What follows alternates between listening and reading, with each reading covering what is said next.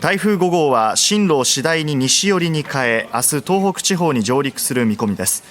東北では夜は雨や風が強まり、大荒れになるでしょう。明日昼までの予想雨量は東北で300ミリ、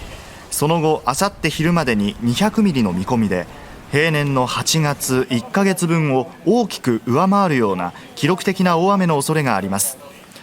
土砂災害や川の増水・氾濫、低い土地の浸水に厳重に警戒し、早めの備えをしてください。